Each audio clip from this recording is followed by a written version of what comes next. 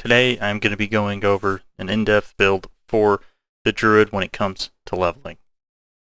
Now this is going to have all the legendaries that you can get, not by drops, but you can guaranteed get once you get into the area. So no matter what, if you have the worst luck in the world, you will be able to do this build as long as you progress into each area and just complete those dungeons. Now this is going to be what I believe is going to be one of the strongest builds. It's going to be a hybrid build between Storm. You're going to have a little bit of Storm. You're going to have a little bit of Companions. A little bit of everything, honestly, in this build. And you'll see why. So the first thing I'm going to go over is the legendaries, so you can understand why as I'm going down the skill tree, we chose certain abilities. So first off, Storm Shifter's Aspect. While Hurricane is active, gain +2 ranks to your shape-shifting skills. So this is just a boost to our Pulverize, which is pretty cool.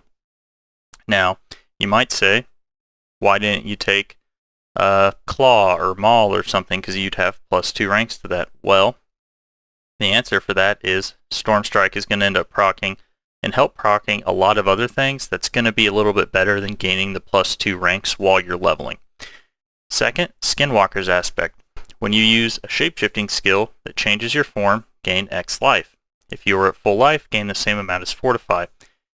So this is another reason why we're using Storm Strike. By using Storm Strike and not like Maul or something like that, it allows us to switch from human form back to bear form, from human form back to bear form.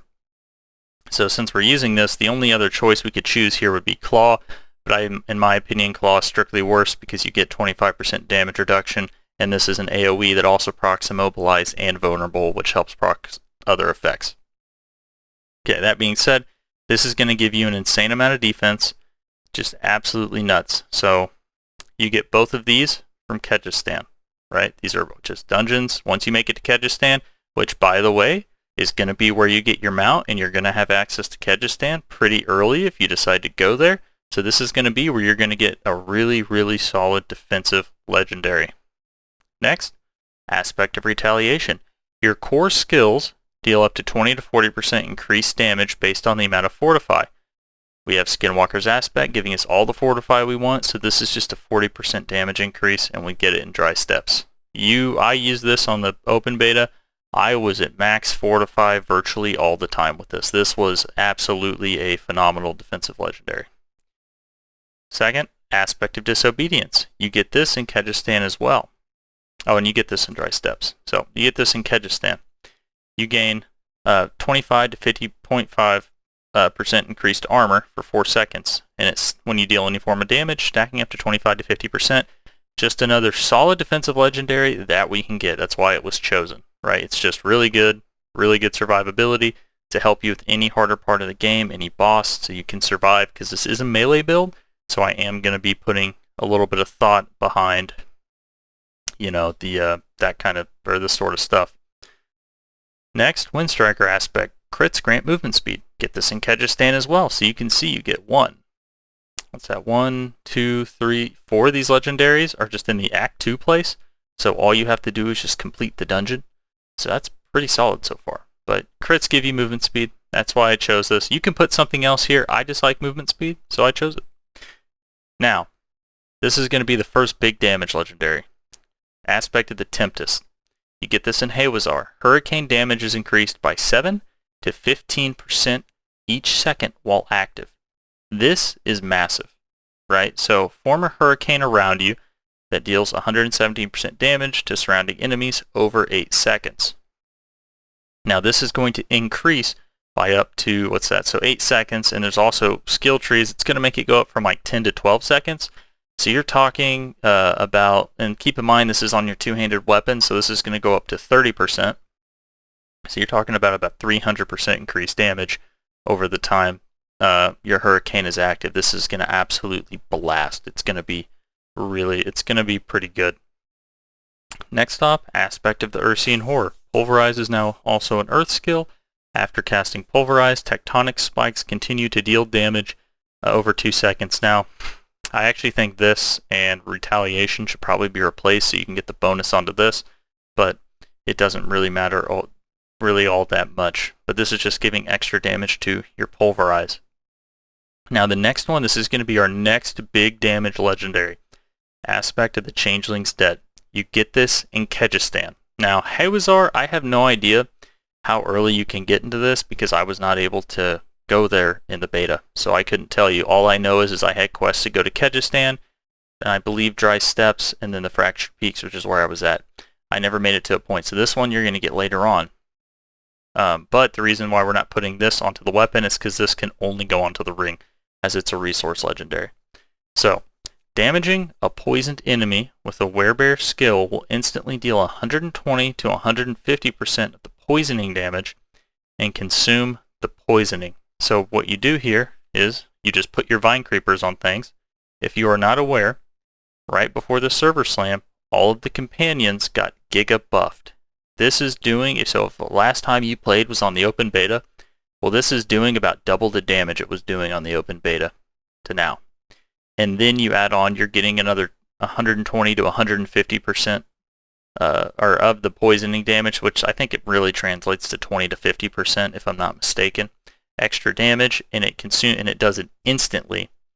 It is, you're talking about you're talking about quite a bit of damage instantly, and consumes the poison, which is totally fine. So you're going to Vine Creeper things, and then you are going to blow them up with your Pulverize skill just immediately. Just Vine Creeper, Pulverize, and everything should just blow up on your screen. Now, Overcharged Aspect. Now, there is some play here. If you see something else that you can get as an aspect, or if you have a drop or something, you don't have to use Overcharged Aspect. Because I'm using Storm skills, I decided to use it because I actually just personally like this legendary because it does a decent amount of AoE damage. So up to 10 to 20% chance when dealing lightning damage, which is procced by our Storm Strike. When dealing lightning damage, to overload the target for 3 seconds, causing any direct damage you deal to cause them to pulse, dealing additional damage surrounding enemies. Now this is just kind of a set amount of damage. It doesn't increase all that much when you put it on your amulet, so it's not a huge deal if you don't have it on your amulet. But yeah, so this is going to be the legendaries. So now let's go ahead and let's go through the skill tree so you can kind of see how everything synergizes. So level 1, we're just going to go Storm Strike here and then here. Then we're going to go ahead and pick up Pulverize here, then here. Keep in mind, because of how early it is in the game, you can go Shred, because until you have Aspect of Changeling's Debt, the Pulverize is not necessarily needed. You could go Shred, which I believe is higher damage earlier on. I just said Pulverize because, why the heck not? But I do believe Shred is probably more damage early on. Or if you want to, you could even go Landslide as well. And keep in mind, if you have legendaries drop that are not aspects that cause other things to do more damage than the abilities here, let the legendaries guide you. Don't be so strict. This is literally just a build that is made on if you have no legendary drops. This is what I believe is the best thing you can do. That's going to make it the easiest for you to progress through the story. So, after we go ahead and take the Pulverized stuff, we're going to come up here. We're going to take Blood Howl.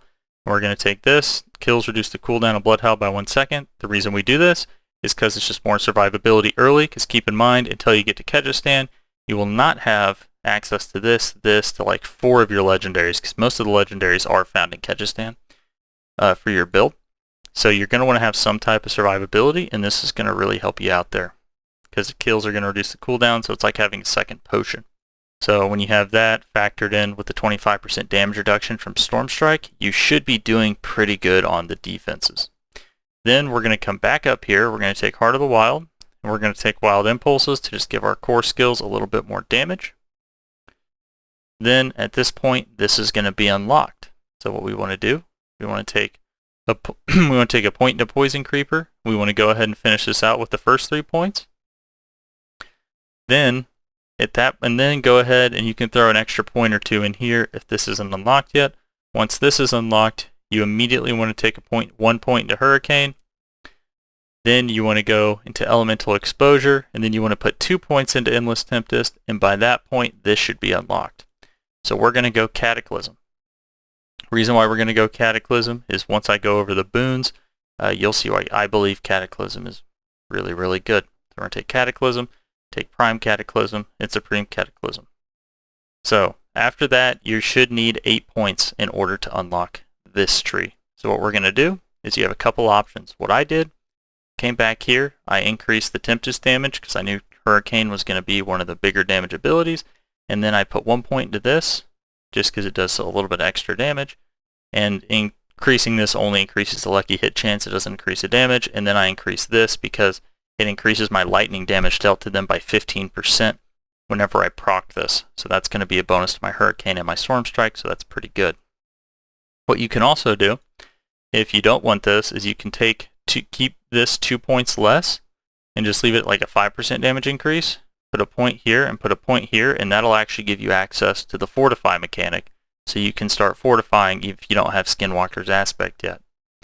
Okay, after that we want to go back. We want to put points into Poison Creeper because we're going to be getting this before we get this. So depending on where you're at in the game, you're either going to finish filling out the Poison Creeper or you could finish filling out the Hurricane. Now the Hurricane upgrades are not that great.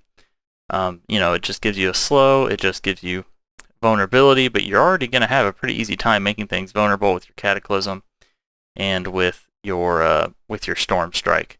So yeah, and then after you fill that out and after you fill this stuff out, or maybe pick up this, you should have Ursine's Strength. Oh, I'm sorry, no, you'll need to put 3 more points in, and you need to put them in here and to Call the Wild to give your companion skills 30% more bonus damage.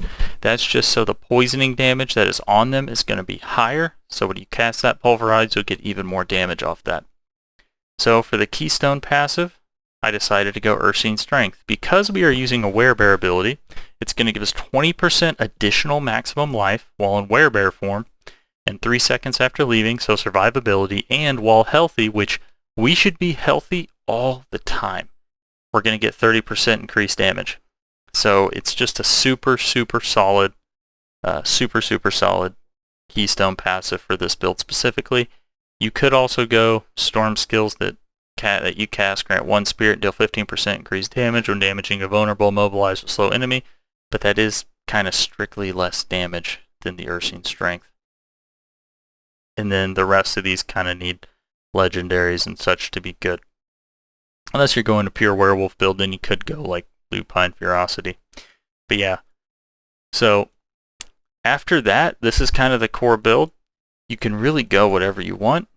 What I would recommend doing is just kind of going through, filling, since you have all 6 abilities, filling out this, come over, that's filled out, put your last couple points into Hurricane. Then you can come back here, you can put points into like Pulverize, or you can put points into Storm Strike. And at this point, you see you're level 50, Renown 5, so you're almost out. You can go here, just get more Fortify. But I mean, the core build is really just these 6 abilities. Once you have them, everything else is kind of minor. Oh, sorry, I actually could do this. I mean, well, this isn't that great because they need to be distant, but yeah. So we'll do that. Then let's see, is there anything we're missing a point into? 5, 5.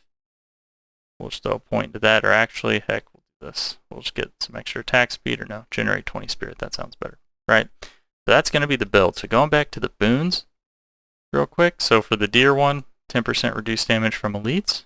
I'm just going to go, we'll go increased crit. Then on this one, we're going to want to specialize in it. We're going to want to go pack leader and calamity. This is just so your crits have a chance to reset the cooldowns of your companion skills, but it's not too crazy. And the last thing you want to go to is Calm Before the Storm. Nature magic skills have up to a 15% chance to reduce the cooldown of your ultimate by 2 seconds. So that's going to be pretty huge in terms of giving you a lot of calamities, because calamity is only a 60-second cooldown, and it's also going to be active for about 10 seconds since you buffed it with calamity and then the skill tree passive. So it should be around for 12 seconds. That means it's really only a 48-second cooldown, and you're going to be able to reduce that even further just by spamming Storm Strike and by spamming Hurricane on cooldown. So again, just to re-go over where you get these legendaries, you got Kyrgyzstan for Storm Shifters, Kyrgyzstan for Skinwalkers. You have Dry Steps for Aspect of Retaliation. You have Kyrgyzstan for Aspect of Disobedience. You have Shivtut Runes in Kyrgyzstan. You have Blind Burrows in Hawazar. You have Belfry Zakura in Hawazar. You have Conclave in Kyrgyzstan. And you have Mariner's Refuge in Skazglin. Alrighty, well, that is going to do it for my leveling guide on from roughly 1 to Renown 10 in terms of what to do on the skill tree, in terms of what to build. And keep in mind, remember, if you get legendaries that are good, don't be afraid to alter this path. This is just a base path you can go regardless of your drops. Thanks for watching. Like, subscribe. I'll see you guys next time.